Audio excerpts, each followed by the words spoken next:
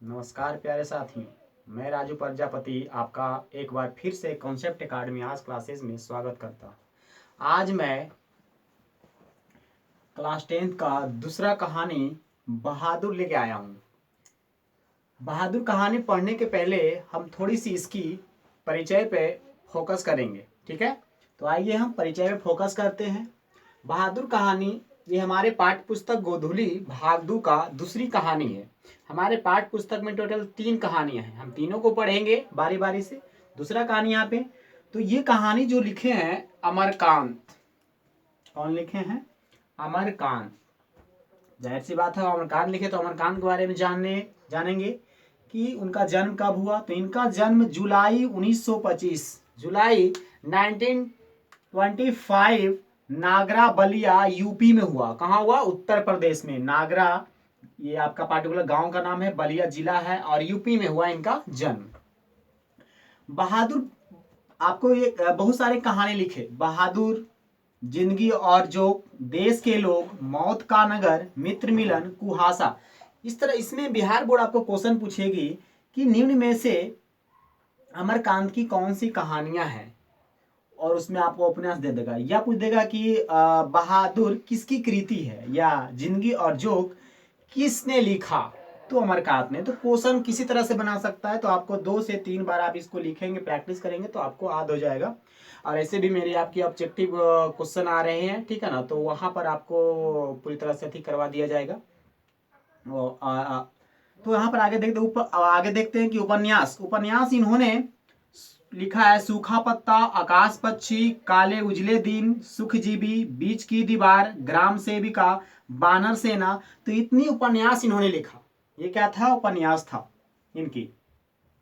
पुरस्कार भी मिला है कथा लेखन के लिए, कहानी लेखन के लिए इन्हें साहित्य अकादमी पुरस्कार भी इन्हें मिला है। तो क्वेश्चन ये पूछा जा सकता है कि अमरकांत को किस कार्य के लिए साहित्य अकादमी पुरस्कार मिला? कथा लेखन के लिए, कहानी लिखने के लिए मिला इन्हें।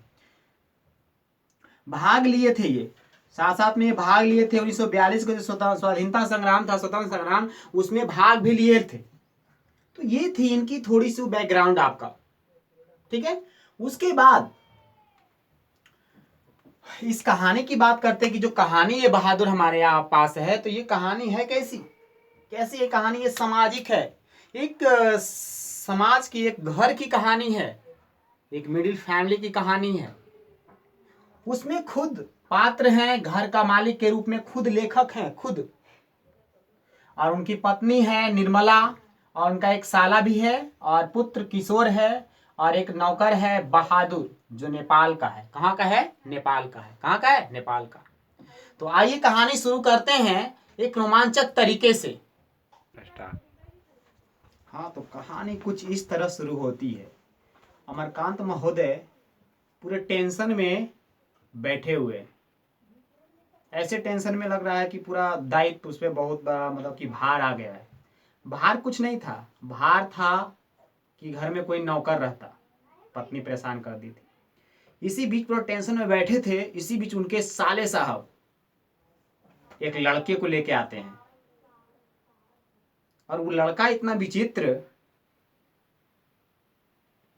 मतलब उसका कमीज, भूरा जूता, सफेद नेकर, सब देखने लायक था। परिवार के सारे सदस्य उसको घेर कर खड़े थे, और उनकी पत्नी निर्मला कभी हमको, मतलब लेखक को, और कभी सारे साहब को, और कभी उस लड़के को देखते। वो अपनी गले में रुमाल को भी लपटे हुआ था, जैसे स्कॉट गार्ड वाला लपटे रहता है उस तरह से। गजब उसका मतलब चित्र था, देखने लायक था पूरा। पूरा क्या था? चित्र देखने लायक था, पूरी तरह से चित्र उसका देखने लायक था। पूरा चित्र क्या था? देखने लायक था। और उसके बाद अब उनको तो टेंशन था नौकर का, तो पूरी तरह से वो टेंशन दूर हुआ। और फिर साले साहब बोले कि मैं एक नौकर लाया हूँ। बोले ये एक नेपाल का लड़का है, ये भाग कर मतलब कि घर से भाग के आया, तो इसको मैं लेके आया, इसको मैं लेके आया।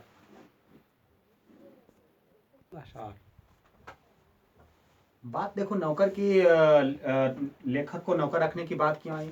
एक बार क्या हुआ था कि लेखक जो था वो अपनी बहन की शादी में गया था, तो वहां जो भी उनके और परिवार का सदस्य थे सभी अच्छे ओहदे पे थे, सबके घर में नौकर था। तो बोल मतलब कि अब लेडीज जो होती है खास करके स्त्री, तो वो बड़ाई करती है, मेरे घर में ऐसे नौकर है तो मैं बहुत आराम से रहती हूँ। और हकीकत में लेखक भी देखती थी अपनी भाभीियों को कि मतलब कि नौकर काम कर रहा है और वो आराम से पूरी तरह से मतलब कि बैठी उसकी भाभी वगैरह।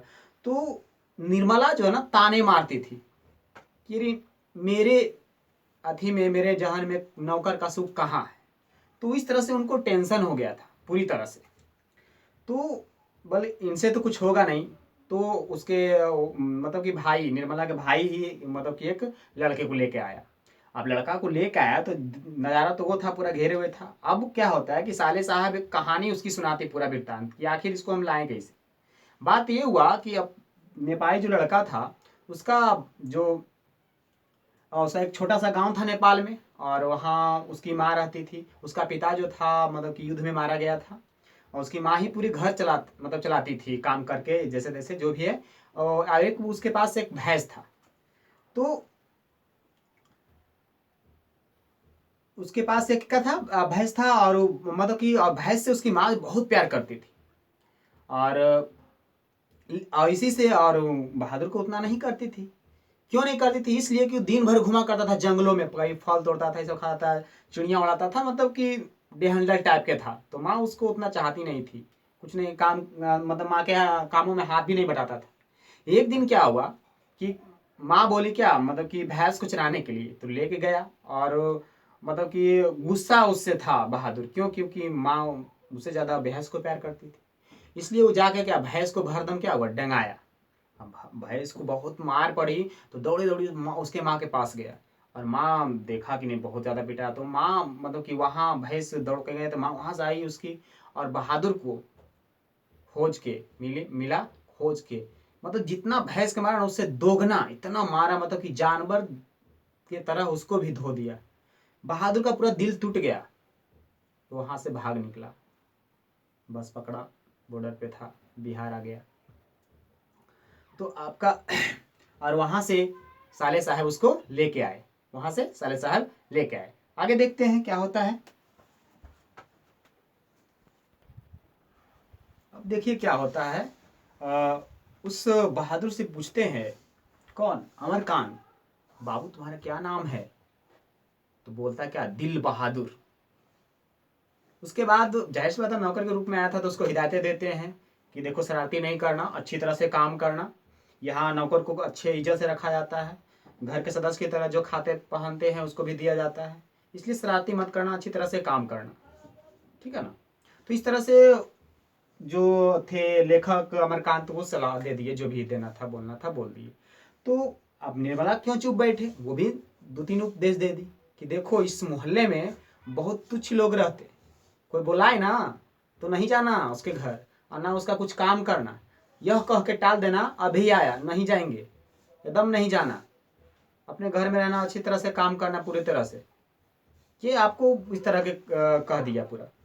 और बहादुर तो बहादुर था, बिल्कुल काम बहुत अच्छी तरह से करता था। वही बात था कि अब जिससे दिल टूट गया तो फिर टूट जाता था, तो वो मानता नहीं था। मेहनती था, बहुत अच्छा मेहनती था, पूरी तरह से आपका क्या था, मेहनती था। क्या था, मेहनती था। क्या था, मेहनती था।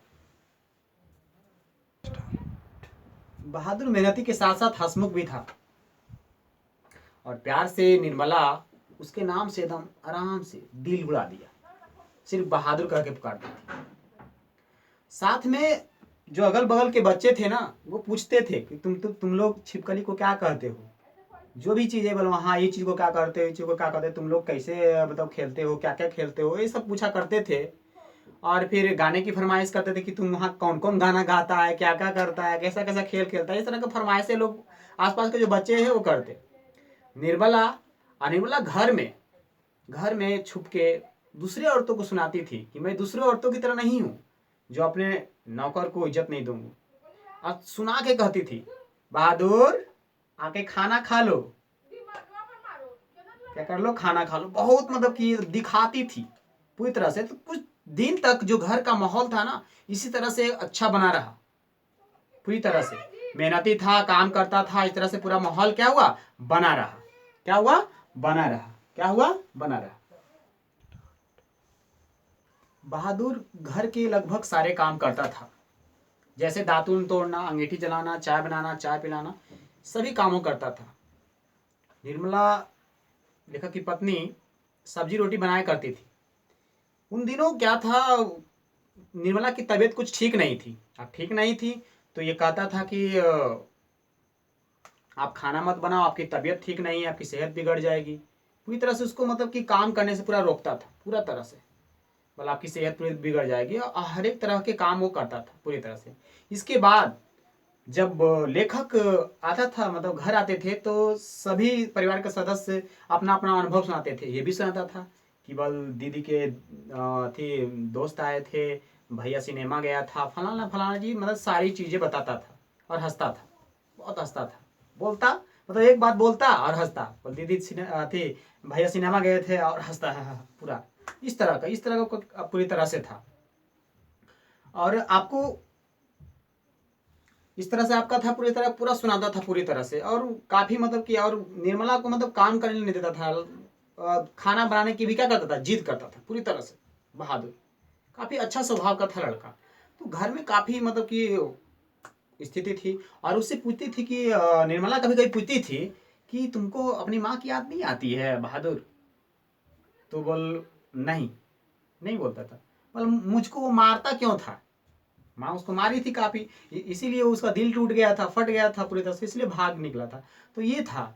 फिर लेखक भी पूछता है, तो अगर अगर अच्छा माँ से तुम प्यार नहीं करते, चाहे माँ के याद नहीं आती, तुम घर पैसे क्यों भेजते हो? तो फिर कहता बहादुर, माँ बाप का कर्जा तो जीवन भर चुकाते ना साहब जी, क्या करेगा। दिमाग देखो कितना है पूरी तरह से, लेकिन दिल नहीं पूरा, मतलब कि दिल नहीं मिल रहा। कारण है कि उसको चाहती नहीं थी, इस कारण से। क्या कहते थी, चाहती नहीं थी। निर्मला उसको एक छोटी सी दरी देती थी, उसी पर वो सोता था। और रात भर को जब सोता था तो अपने जेब से कुछ चीज़ें निकालता था। उसमें टोपी, आईना रहता था। टोपी निकाल के पहनता था, पहनने के बाद आईना में दिखता था चेहरा को, अब चेहरा को देख कर शर्माता था। मतलब कि डेली का वही था उसको। उसके बाद कागज की नावें, ब्लेड, कुछ पत्थरे निकाल के खेलता था, पूरा सरिया दिया चारों पट्टी। और कुछ खेला, उसके बाद कुछ देर फिर गाना गाया। और गाना किसी को समझ में आता ना, पहाड़ी गाना गा रहा है नेपाल का, तो समझ में थोड़ा आएगा, लेकिन लग रहा था कि नहीं कुछ गा रहा है, इस तरह से। और इसी तरह से वो सो जाता था। तो यही था, ये कहानी का पहला दृश्य था। अगला दृश्य हम अगले पार्ट में देखेंगे। ठीक है, थैंक यू।